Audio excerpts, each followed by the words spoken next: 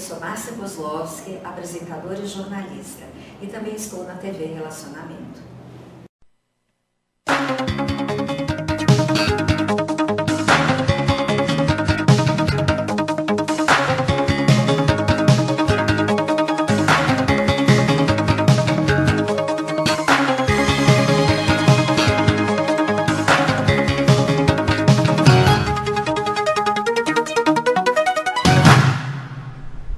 Olá, internautas.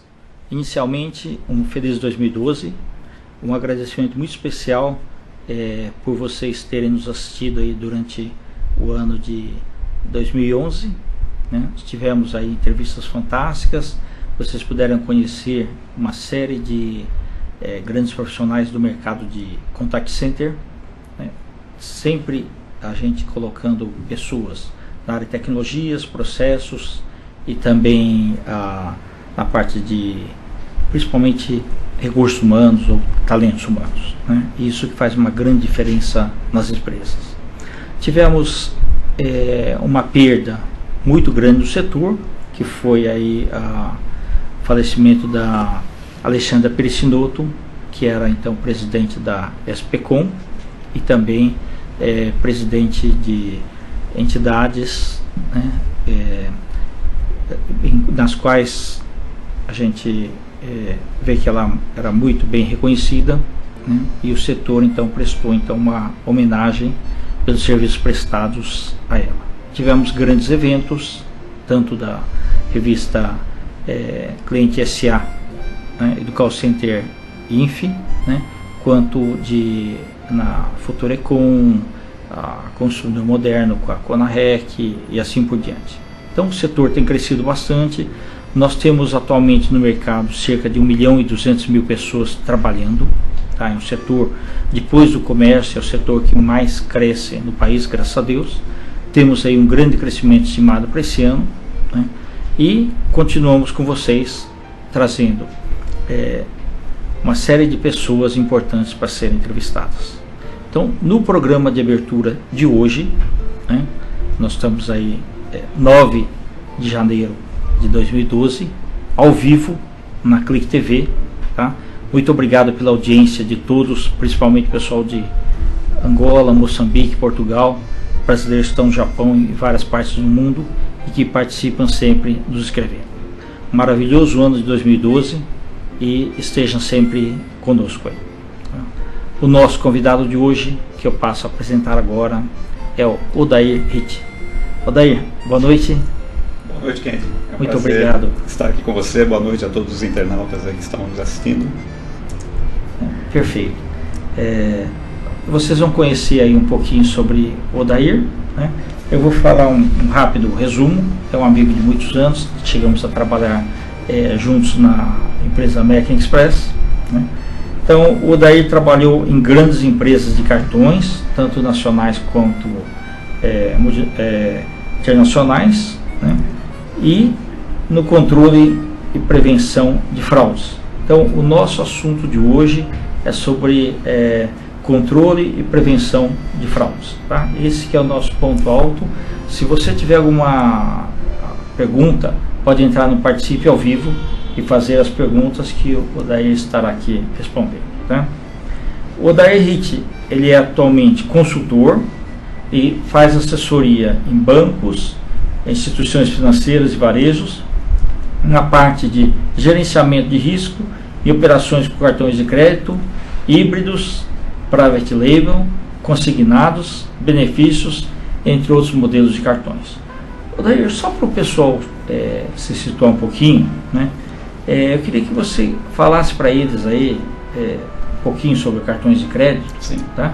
E principalmente aí, o que é um cartão híbrido, né? Se você puder também falar o que é um private label, o que é um cartão consignado, né? Okay. E um pouco da parte do benefício também. Então fica à vontade para os nossos internautas. Tá, ok. Então, o cartão híbrido, ele é uma evolução do private label. Então, vamos iniciar pelo private label. O private label foi aquele cartão destinado ao varejo. quando a pessoa entrava num determinado varejo, uma determinada loja, eles ofereciam um cartão com alguns benefícios daquela loja, mas ele era exclusivo de uso naquela loja. Tipo, né? Pernambucana, Magazine Luiza, C&A, exatamente. Perfeito. E aí o cartão ficou meio que restrito, né, de uso somente naquele estabelecimento. Então, com o passar do tempo, foi criado o cartão híbrido, que é o cartão daquela loja específica, é um cartão private, porém ele pode ser usado em outros estabelecimentos, com outras bandeiras de cartões, né? E com os limites diferenciados também, tanto para uso dentro da loja que forneceu aquele cartão e limites para uso externo em outros estabelecimentos. Isso foi bem recente? Creio que de uns 3 anos atrás, mais ou menos, que foi criado o cartão híbrido. Ok, tá bom. Né? E o que é consignado? O cartão consignado, ele é um produto destinado praticamente para o pessoal aposentado, né? Então ele tem um valor determinado que vai ser descontado daquele prolabore, aquele valor que ele recebe de aposentadoria. Seria como se fosse um empréstimo, na verdade. Um empréstimo, né? Exatamente. E é descontado mensalmente do pagamento, exatamente. Ok. Né? Uma pena que muitas vezes é um avô, sei lá, que está aposentado e os netos acabam abusando e ficam pedindo empréstimo disso daí. Tem né? que tomar bastante cuidado com isso, né? E os cartões de benefícios são aqueles cartões que são destinados a empresas, ou seja, o RH da empresa oferece o cartão para o seu funcionário e o funcionário ele vai poder utilizar esse cartão como se fosse um adiantamento salarial para uso. Tem um limite, né? Tem um limite também. O RH que vai determinar esse limite porque vai ser descontado em folha de pagamento também. Então ele vai poder utilizar esse cartão num supermercado, numa farmácia e como eu comentei, como se fosse um adiantamento do salário. Tá. E fins mais ou menos específicos, né? Ele pode comprar carro com isso? Exatamente. Sofá, essas coisas? Não. O RH também vai determinar aonde que ele vai poder utilizar o cartão. Normalmente, despesa de supermercados, farmácias, postos de gasolina, mas nunca em lojas, em locais de escola de filhos, não? Sim, não. Ok. Não, mas é bacana, porque fica realmente considerado um benefício. Exatamente. Tá, perfeito. Legal. Alder, como o nosso o tema nosso aqui é sobre controle e prevenção de fraudes, sim. Né? Muita gente tem perguntado aí sobre o que é um gerenciamento de risco e uma operadora de cartões, né? Até era bom se você pudesse conceituar, na verdade, o que é uma operadora de cartões de crédito, né? Como é que ela funciona, para o pessoal entender também como que é feito esse gerenciamento. Ok. Uma operadora de cartões, ou seja, uma processadora de cartões, ela oferece serviços para os emissores de cartões em todos os setores, seja ele atendimento a clientes, né, o famoso saque, seja na parte de cobrança, na parte de emissão de extratos, emissão de cartão, cobrança, prevenção de fraudes, enfim, é uma operação no modo geral, dando serviço para o emissor do cartão, né? O emissor seria um banco aí no caso, né? Pode ser um banco, e o outro seria a bandeira. Isso, pode ser um banco, pode ser um varejo. Exemplificando melhor, vamos supor que um grande varejo, seja um emissor de cartão. Ele vai oferecer o cartão para os clientes dele. Só que o negócio dele não é cartão de crédito, o negócio dele é varejo. Então ele vai comprar o serviço de quem conhece o produto do cartão. Então ele vai comprar o serviço de atendimento ao cliente, o serviço de telemarketing, o serviço de cobrança. Então a processadora de cartões vai oferecer esse serviço para esse cliente. Ok. Né? Tá. E dentro dessa operação, continuando com a sua pergunta, né? Dentro dessa operação existe o que a gente chama hoje no mercado de gerenciamento de risco. O gerenciamento de risco, ele tem muitas atribuições dentro dessa operação. Mas uma das principais é ele identificar falhas no processo, onde essas falhas podem causar um risco para a companhia, uma perda financeira para a companhia, né? Ou seja, uma invasão de dados, uma vulnerabilidade de informações. Então, o gerenciamento de risco tem que ficar atento em todos os detalhes de toda essa operação para, de alguma forma, estancar essas falhas no processo e evitar que a companhia tenha algum prejuízo financeiro. Ok. No caso específico, quando é ofertado, né, para alguém um cartão de crédito, então é feito um cálculo de risco de quanto que aquela pessoa poderia gastar ou não, isso? Sim, sim. No momento que é ofertado o cartão, é feito todo um trabalho de análise, uma análise de crédito, que vai gerar um score daquela pessoa em cima de salário, tempo de trabalho que ele possui, idade, bens, e então vai ser chegado a um valor que seria o limite de crédito seguro para aquela pessoa. Em média, quanto que a pessoa pode gastar? Até 50% do que a firma ganha ou não? Menos que isso? Em média, a gente trabalha numa faixa mais segura, em torno de 30%. 30% do líquido, isso? Ou do bruto? Do salário bruto. 30%, que equivale a quase 50%. Sim, exatamente, tá. exatamente. Okay. Mais do que isso não, né? 90%, mais do que isso já se torna um pouco risco, mais arriscado a operação. Ok, tá bom. Uma vez eu tive um amigo,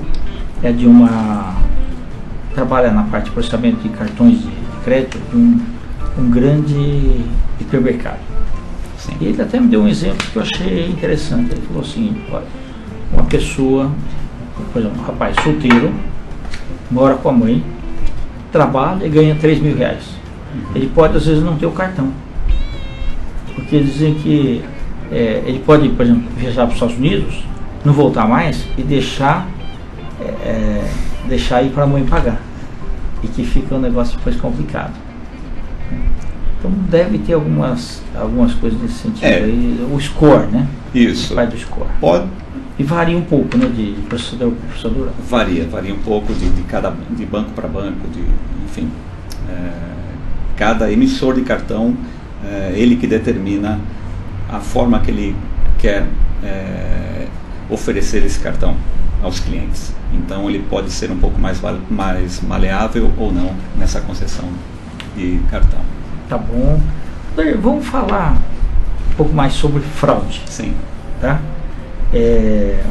Que sempre é um assunto polêmico, ele é interessante. Sim. E ocorre basicamente na vida de todo mundo que não nasceu em berço de ouro. Né? Tá. Qual que é o conceito de fraude? Ok. O conceito de fraude é tudo aquilo que foi feito de má fé, sem o conhecimento da verdadeira pessoa que foi lesada. Tá? Então é um terceiro que lesou alguém. Esse é o conceito de fraude. Né? Então é um crime de estelionato. E se a pessoa vai num estabelecimento, ficou de fogo e gasta mais do que deve? Então, aí não é uma fraude, né? Aí foi a verdadeira pessoa que foi lá e gastou. Tá. Então ele vai ter que... Então fraude é quando é interferência de uma outra pessoa. De uma terceira pessoa, exatamente. É um crime de estelionato, o ato de obter para si uma vantagem patrimonial ilícita. Ok. De então, uma pessoa alheia. A gente vê aí qualquer mercado, pode ser mercado de call center, assim, várias pessoas, até eu tive várias alunas que às vezes pegaram cartão de crédito e deixaram com o namorado para, sei lá, pagar as coisas, né, e tudo mais. E o namorado acabou gastando mais do que deveria, então, e depois ela pega e sei lá, desfaz o namoro, tá? E a dívida fica para ela, certo? Então, nesse caso, não seria fraude, né? Então, se ela emprestou o cartão para o namorado deu a senha. E deu a senha, então, a partir do momento que a pessoa forneceu a sua senha, ela é responsável por todos os gastos naquele cartão. É como se ela mesma tivesse feito. Como se ela mesma tivesse feito. Então ela vai responder por aquelas despesas que foram efetuadas. Mas aí ela vai falar, mas não foi eu que fiz, etc. Tal, mas... Então ela forneceu a senha para alguém utilizar. Então, nesse caso não cabe também o conceito da fraude. Ok. Por isso que a gente sempre fala, a senha é pessoal e intransferível. Intransferível, exatamente. Ok, então, Exatamente. mesmo o pessoal mais apaixonado tem que tomar cuidado com isso. Exatamente. Legal. Odair, então, você falou bem a definição de fraude, né? E a gente escuta falar também autofraude. Sim. Tá? Como que é isso? Então, no mercado, principalmente no mercado de cartões de crédito, se ouve muito essa expressão de autofraude, que seria aquele indivíduo que fez uma despesa e ele disse que não reconhece, que não foi ele que fez, né? Só que, na verdade, não existe autofraude, porque quando é uma pessoa e ela mesma fez a compra e ela está dizendo que não fez, de repente, para se livrar de uma compra que ela fez, não quer pagar, na verdade isso é um golpe, não é uma fraude. Então o termo autofraude, como eu já mencionei, é um termo que não cabe para esses casos. E 100% dessas ocorrências são identificadas, né? Quando a pessoa tenta dar um golpe, ele está tentando... E você está falando que é o dono do cartão ou alguém da família? O próprio dono do cartão. O próprio dono do cartão. Ele está tentando enganar uma instituição, né? Então, mas ele dá senha, tudo, ou não?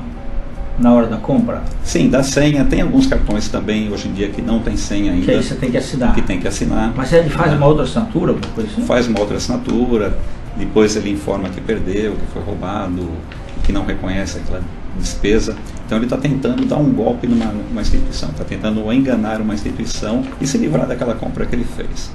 Né? Normalmente 100% desses casos são identificados, né? E porque é feita toda uma análise investigativa. E é rápido isso aí? É rápido. E aí identificando que não foi uma fraude, né, verdadeira, que foi o verdadeiro cliente que usou o seu cartão e de repente não está querendo pagar aquela transação, a empresa descobriu que foi ele mesmo, então ele vai ser cobrado por aquela compra, ele vai ter que pagar de alguma maneira. E bloqueia o cartão dele, alguma coisa? Então, a partir do momento que a empresa identifica que o seu cliente quis aplicar um golpe nela, ela provavelmente não vai querer tê-lo como cliente, né? Então, normalmente o cartão é cancelado e ele vai ter que pagar a despesa. Se ele não tiver recursos para pagar aquela despesa no momento, ele vai fazer um acordo de pagamento, enfim, mas a despesa é dele, ele vai ter que pagar.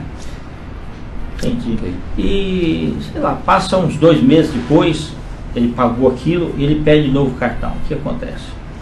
Então, normalmente, na empresa que ele tentou enganar, ele vai estar com um registro lá. Okay. Naquela vai ser difícil ele conseguir um novo cartão. Pode ser que em outras, claro, ele... E se ele pedir assim, em nome da esposa? É conseguido?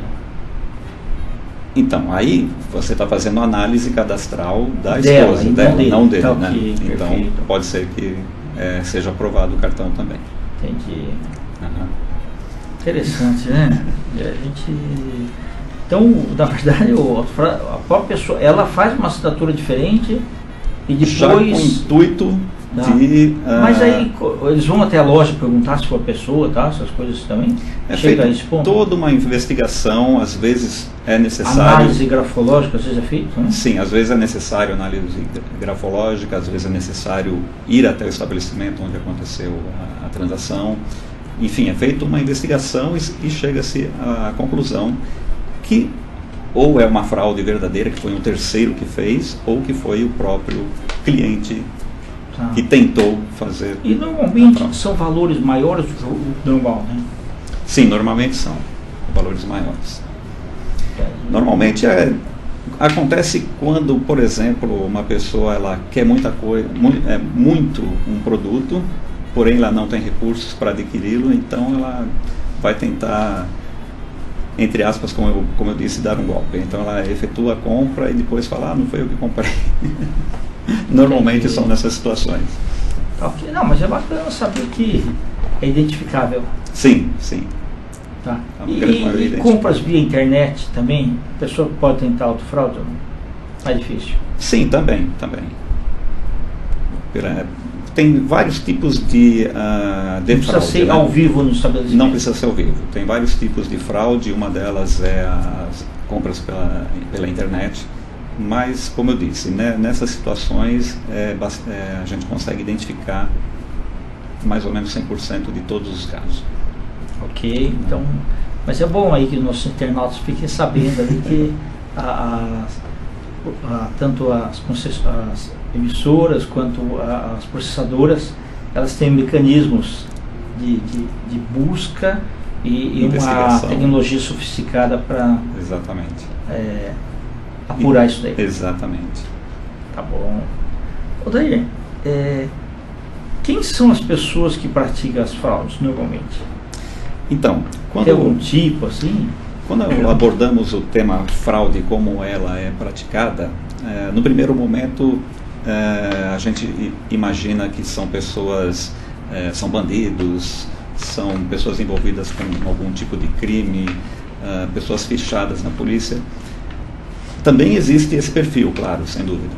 Mas nós temos registros de pessoas que não têm nenhuma passagem pela polícia, pessoas formadas, né, pessoas com nível superior, seja advogados, com grau de instrução. Com grau de instrução, né? E às vezes a pessoa que se olha assim é acima de qualquer suspeita. Exatamente, acima de qualquer suspeita. E essas fraudes, elas nesse nível nesse perfil, elas não são praticadas por um único indivíduo. Normalmente são grupos de pessoas, cada um com uma especialização em uma determinada área, né? Inclusive eles contam até com parceiros, entre aspas, pessoas aliciadas no comércio ou até na indústria que facilitam a execução da fraude. E aí é pego também quando, por exemplo, sei lá, alguém do estabelecimento facilitou isso aí, também é pego? Também é pego. Quando a fraude acontece, nós fazemos uma investigação, uma apuração, temos várias ferramentas para isso, e chegando à conclusão de que alguém do estabelecimento teve a conivência, teve a participação, nós também tomamos ações no estabelecimento. Que pode até cortar o estabelecimento daquele cartão, isso? Exatamente, dependendo do nível da gravidade, pode ser que até seja cancelado o credenciamento daquele estabelecimento. Interessante. E como que esses estelionatários aí, os fraudadores, né, eles agem? Ok, então, esses estelionatários, eles se utilizam principalmente de tecnologia de sistemas para invadir contas correntes, Então tem hackers também? Sim, tem hackers também. Para capturar senhas em terminais eletrônicos, para clonagem de cartões, né? Envio de e-mails com programas de download, os chamados phishing. Ok. É dessa forma que eles capturam. Mas também existe aqueles métodos mais antigos de documentação falsificada, que não exige assim, uma tecnologia avançada para cometer o crime de fraude também. Entendi, ok. Às vezes nós acabamos vendo na televisão, né, tem momentos que a gente vê até de monte, né, parece isso daí, a prisão de quadrilhas envolvidas com fraude. Sim. E clonagem do cartão. Não é bem assim a pergunta, mas é a continuação do assunto. Sim, aí, sim. Né? Eu queria que você falasse um pouquinho a respeito. Sim, como comentei anteriormente, esses grupos, essas pessoas... Quadrilha mesmo. Quadrilhas, especializadas, cada um com uma especialização, porque dependendo do tipo de fraude, é necessário que cada um conheça um determinado setor para que a fraude seja concluída. Então, quando é feita uma prisão desses grupos, desses estelionatários, além das pessoas, são presos também vários equipamentos. Então, por aí você consegue identificar o tamanho da operação, que chega a ser comparado a até uma pequena empresa, pequena ou até média empresa, dependendo do tamanho da operação. E às vezes você vê equipamentos bem sofisticados, é isso? Equipamentos muito sofisticados. Né? É uma indústria realmente que é formada para cometer o crime de fraude. Tá bom, ok. Então, internautas, vocês que estão nos assistindo nessa parte de prevenção de fraudes, né? O nosso assunto da TV Call Center está sendo bastante interessante. Né? Nós vamos dar um rápido intervalinho e retornaremos aqui com o Odair Hitch. Enquanto isso, se você tiver alguma pergunta, por favor, entre aí e clique no Participe ao Vivo e faça as suas perguntas, estaremos respondendo. Ok? Até daqui a pouco.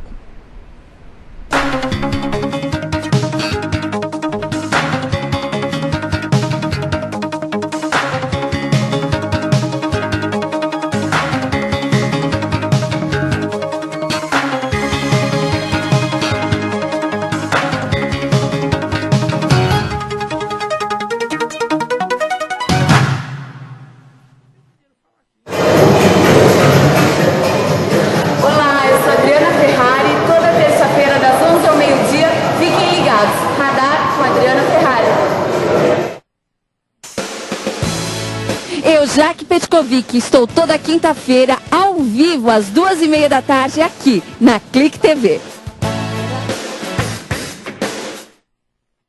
Fim de semana chegando e você não sabe o que fazer? A gente tem a solução. Zoom aqui na Clique TV. Dicas e entrevistas. Toda quinta-feira a partir das 6 da tarde aqui na Clique TV. Emoção. Adrenalina. Medo. Coragem e muita curiosidade.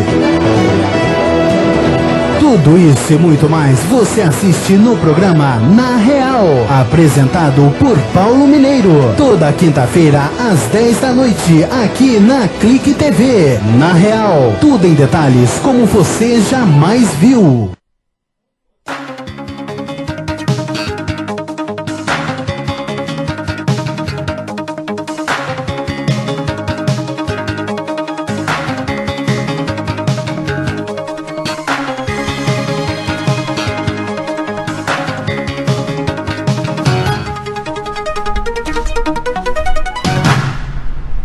Olá, internautas, estamos ao vivo na TV Call Center pela Clique TV, conteúdo UOL. Primeiro bloco, né, nós dedicamos aí à prevenção à fraude e continuamos, demos um rápido intervalo. O assunto é muito vasto, mas o nosso convidado aí, o Odair Hitch, ele está então falando uma linguagem muito simples para que todas as pessoas saibam realmente o que é fraude, né? Está nos dando aí uma aula sobre o assunto, né? A linguagem está muito propícia e eu espero que vocês repassem esse link desse vídeo para todas as pessoas que têm interesse em conhecer o assunto, né? Odair, no Brasil, as empresas têm feito investimento para prevenção de fraudes? Sim, falando especificamente de bancos e administradoras de cartões, são feitos investimentos constantes na prevenção de fraudes. Principalmente em tecnologia, né? Principalmente na tecnologia, né? Não podemos também deixar de mencionar... Treinamento também para as pessoas. Sim, também. E a questão também da segurança interna, de acesso a banco de dados, enfim. Mas você tocou num detalhe bastante importante, que no Brasil existe já realmente uma segurança muito forte em prevenção de fraude, mas em alguns países ainda não existe essa tecnologia como a gente já tem hoje aqui no Brasil. E o que acontece? Então, muitos brasileiros, muitos brasileiros, não, desculpe, alguns fraudadores aqui do Brasil, se aproveitando dessa deficiência em outros países, eles vão cometer o crime de fraude nesses locais. Tá? Então, porque aqui no Brasil, de repente, a porta está fechada para aquele tipo de fraude, então ele se desloca para outras regiões para cometer o crime. Entendi.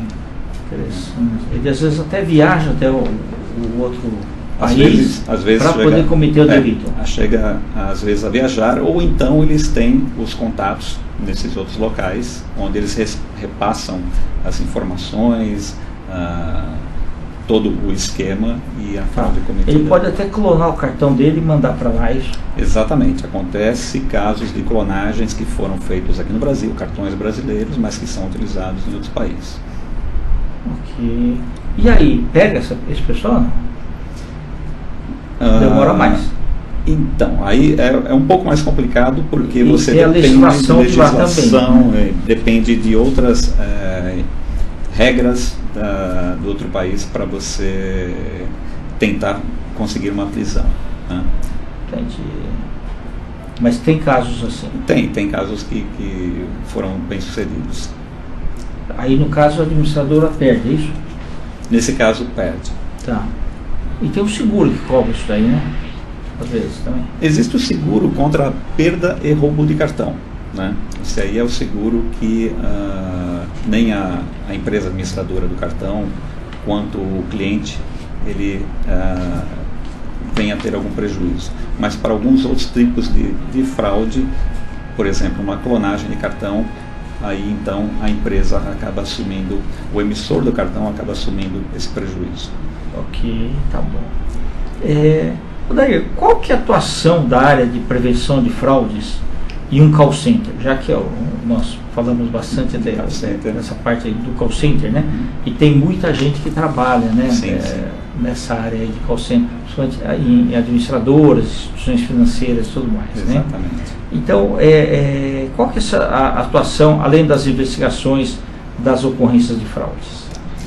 Falando da área de prevenção de fraude de forma gerencial, ela está envolvida em todo o processo de uma operação de cartões. Seja ela no lado operacional, como já estamos comentando aqui, mas também no lado financeiro e até o lado comercial. Okay? Do lado operacional, a área de prevenção de fraudes vai ajudar a definir regras, fluxos, procedimentos, segurança da informação, enfim, para deixar essa operação bem segura. Né? Do lado financeiro, a área de prevenção de fraudes vai ajudar as empresas a criar critérios de aprovação financeira, níveis hierárquicos de aprovação financeira. Vai também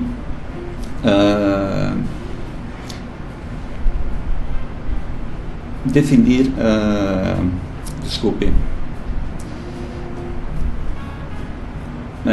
definir regras para antecipação de pagamentos para estabelecimentos. Okay. Tá? E do lado comercial, ela vai avaliar os contratos de um novo emissor de cartão, como que esse novo emissor vai fazer a operacionalização da operação dele junto com a empresa, e avaliar também o credenciamento de novos estabelecimentos. Tá bom. Então, o que você estava falando assim, como a gente está falando do call center, em todas essas empresas, os emissores aí, eles têm uma área de fraude. Sim, isso. Todos têm. Então tem atendentes treinados para esse tipo de situação. Sim, exatamente. Tá. Quanto tempo que é esse treinamento normalmente aí, um atendente que é recomendável que ele já tenha participado da operação para depois trabalhar na área de fraude, ou tem casos em que, por exemplo, ele entrou agora para trabalhar em call center e puseram ele na área de fraude? Tá. É um pouco difícil o profissional já entrar diretamente numa área de prevenção de fraudes. Né? O método mais fácil de ele conseguir uma vaga na área de prevenção de fraudes é ele já ter passado por outras áreas da companhia, seja ela a área de atendimento a clientes, seja crédito, cobrança, análise e concessão de crédito, porque essas áreas já vão dar uma bagagem, uma visão e aí uma experiência para ele ingressar na área de prevenção de fraudes. Okay. E o treinamento, como você perguntou... É bom que ele tenha já uma experiência nisso. Sim, sim, exatamente. E o treinamento, como você mencionou, somente da área de prevenção de fraudes, ele é bem longo, bem longo. A pessoa, para ser um bom funcionário na área de prevenção, chega a demorar 1 ano mais ou menos. Puxa bem, entendi. Mas aí ele tem que ser melhor remunerado aí do que as outras áreas de com certeza, sim. Ok, tá bom. Você acha que um bom profissional de atendimento de fraude, ele sempre vai estar recolocado? Sim, hoje em dia existe uma escassez no mercado de profissionais que conheçam a área de prevenção de fraudes. Okay. Né? Então, se ele tiver realmente conhecimento, se ele já tiver trabalhado, realmente ter uma experiência, com certeza ele vai estar com chances de outras recolocações em outras empresas. Tá bom. Então, quando você está falando também de atendente, é muito provável também que supervisores, coordenadores, gerentes também sejam bem procurados aí. Com certeza. Com sim. esse tipo de experiência. Sim. Tá ok, bacana. Odair, essa área deve ser muito interessante de se trabalhar, né? Continua sendo? Continua sendo. É uma área que ela é muito dinâmica, é uma área que não é assim monótona para se trabalhar. Ela te dá uma amplitude, é comum você ter contatos com os profissionais das outras empresas, né? Para troca de experiência? Para troca de informações, troca de... Tipo um benchmark, né? Benchmark, exatamente. Eu costumo dizer que não existe concorrência entre as empresas na área de prevenção de fraude, né? Porque quanto mais você troca informações, quanto mais você comunica o que está acontecendo e agiliza a parte de investigação, e você previne que a empresa venha a ter mais alguma perda financeira. Eu achei bacana porque é uma relação ganha-ganha. Ganha-ganha. Né? Porque muitas vezes um hacker aí, ele entra numa bandeira, sim, né? Faz um estrago lá, e possivelmente ele já queira entrar numa outra bandeira para fazer a mesma coisa. E quando isso acontece, imediatamente você já comunica aquela outra empresa, olha, aconteceu uma situação aqui desse jeito, fica de olho aí, né, para que não aconteça lá também, na empresa concorrente. Não, mas é interessante, porque esse é um dado que eu também não sabia e muita gente acho que desconhece. Sim, sim. Daí, na sua opinião, para um profissional que deseja trabalhar na área de gerenciamento de risco, quais as recomendações aí, os caminhos que você sugere que ele deva seguir? Então, como até comentei anteriormente na outra pergunta, é importante que ele já tenha a experiência da operação do cartão. Então, se ele trabalhar numa área de back-office, por exemplo, ele já vai saber como lidar com as situações de pesquisa de cartão, de resolver problemas com o cartão. Se ele trabalha numa área de saque, de atendimento ao cliente, isso também vai ajudar bastante, porque ele já vai ter a experiência do atendimento. Enfim, então esse é o caminho mais curto, mais fácil para ele conseguir chegar até conseguir uma vaga na área de prevenção de fraudes, como um analista, como aquela pessoa que vai investigar os casos, as ocorrências de fraude. Ok. Não tem mais aquelas áreas de autorizações, né? Igual antes, ou ainda tem? Para determinados níveis. Algumas instituições ainda possuem a área de autorizações, que é a pessoa que, em alguns casos, avalia o histórico do cliente e libera ou não a transação. Mas o mais utilizado atualmente são os sistemas de autorizadores, que avalia o limite, avalia o comportamento de gastos e ele mesmo faz a aprovação ou não da despesa. Não, e isso daí é automático, né? É automático. Eu tive uma experiência agora em dezembro, até fui com o pessoal aqui da Clique TV, os funcionários. Então, o que aconteceu? De manhã cedo, num sábado, nós passamos um posto de gasolina e abastecemos. Sim. Aqui no Paraíso. Depois nós fomos para lá e usamos tudo pagando com cartão. Ok. Compramos uma bateria nova, tá? E passamos depois no grau da Castelo Branco, que já pertence a Barueri.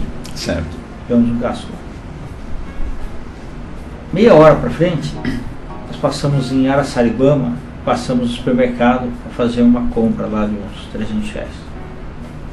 Na hora que eu passei o cartão lá, já veio um pedido para eu ligar para a emissora de cartões. Exatamente. Né? Eu liguei no 0800, eles confirmaram meus dados, né? Viram que realmente era comigo e liberaram. Sim. Mas aí eu perguntei, falei, não, normalmente assim, o cara que quer aplicar um golpe, ele vai em várias cidades aplicando. Porque antigamente, quando os sistemas não eram informatizados, a pessoa ia fazendo um grande estrago aí e até pegar era difícil. Exatamente. Então, esse procedimento então está correto? está correto. Então, toda transação que é feita no cartão, ela é monitorada por alguns sistemas neurais que acompanham o seu comportamento de gastos, né? E quando você sai daquele comportamento normal, então ele gera um alerta. Opa, aqui pode ser que tenha um problema, né?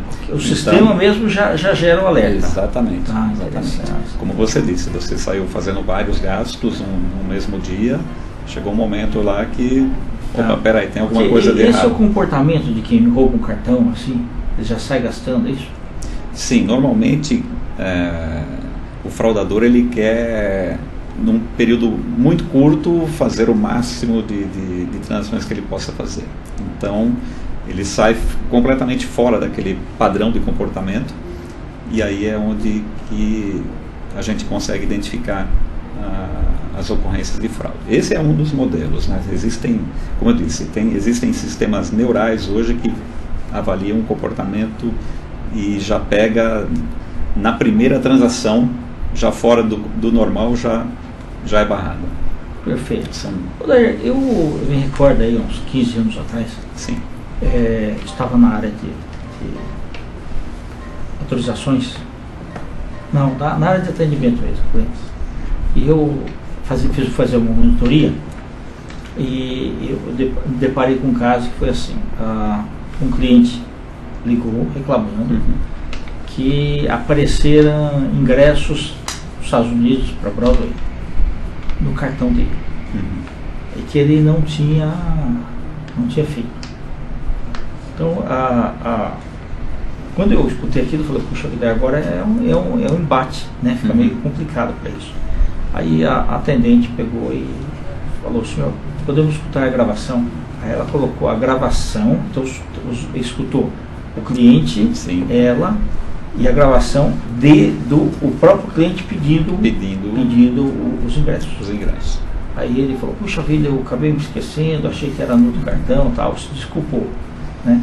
Mas isso daí, se não tivesse gravação, ia ser meio complicado, né? Seria bastante complicado. Um dos processos de uma investigação de fraude é usar realmente as gravações. Esse aí também é um dos casos de autofraude. Essa pessoa tentou, como eu disse, né, dar um golpe. Se não tivesse a gravação, devolver o dinheiro. Exatamente, poderia até... Né? Entendi. Mas assim, consegue-se achar 100% das gravações ou não? Eu ainda acredito que os equipamentos ainda não consigam andar. Não, hoje em dia os equipamentos gravam 100% das ligações, tá? E fica tudo guardado, registrado. E é bastante utilizado então? Sim, bastante utilizado. Não somente para investigação de fraude, mas para várias outras situações. E às vezes melhoria de performance do próprio atendente e tudo mais. Exatamente. Você tocou num ponto importante aí, que essas gravações são usadas inclusive para melhorar a performance, treinar melhor aquele funcionário de como prestar um melhor atendimento para o cliente também. Eu acho que ele escutando a voz é melhor, né? Assim, porque senão a impressão dele pode ser diferente da impressão que o supervisor ou o monitor viu a respeito. E ele, o que é importante é que você consegue voz e tela também, para seguir os procedimentos, acompanhando. Bacana. Odair, tem mais uma última pergunta. Você já está muito cansado ou não? Não. Pô.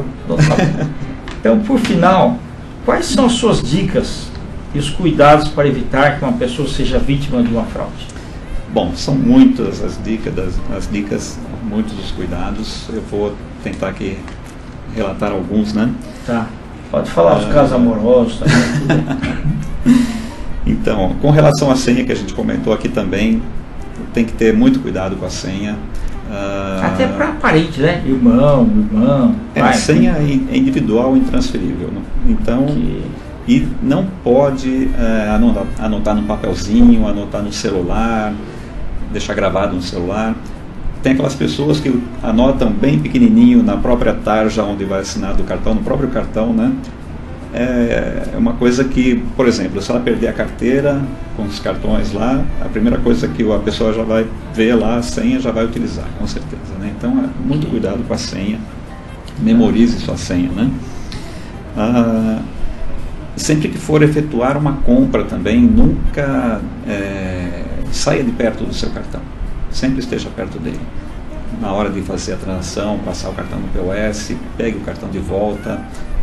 Não deixe que a pessoa que te atendeu leve lá para dentro, demore um pouco, porque é nesse momento que pode estar acontecendo uma clonagem, né? Manter o vírus sempre atualizado, né, do seu computador também é importante. Não abrir e-mails e principalmente fazer downloads de arquivos estranhos, né? Porque aí que você pode estar sendo vítima de um phishing que vai roubar todas as suas informações também. Porque às vezes essas empresas sofisticadas, eles colocam até o logo de uma instituição financeira, tal, pedindo, né? Olha, manda exatamente seus dados aqui para conferência, não sei o que lá. Exatamente. Tal. E coloque a sua senha, tá, essas coisas, e isso daí é pego, né? Sim. Não forneça dados cadastrais através de e-mails, de repente uma instituição, vamos atualizar seu cadastro, né? E aí você coloca todo o seu cadastro e envia para aquela instituição telefone, falsa, quando né? pedir a senha também. Exatamente. Tá. Não coloque sua vida por inteiro nessas redes sociais, isso também é um pouco complicado, né? Às vezes a pessoa coloca de tudo lá dentro, isso aí também gera bastante problema, né? Enfim, são muitas coisas. Outra dica que eu dou também, quando for utilizar um caixa eletrônico, antes de utilizar, dá uma olhada, vê se não tem nada de errado no caixa eletrônico, né? Se não tem nada de estranho naquele equipamento, que ali também pode ter um equipamento para clonagem de cartão. Então, são muitas dicas mesmo. Essas são as principais aí que eu me veio aqui agora nesse momento. Tá ótimo, beleza, né?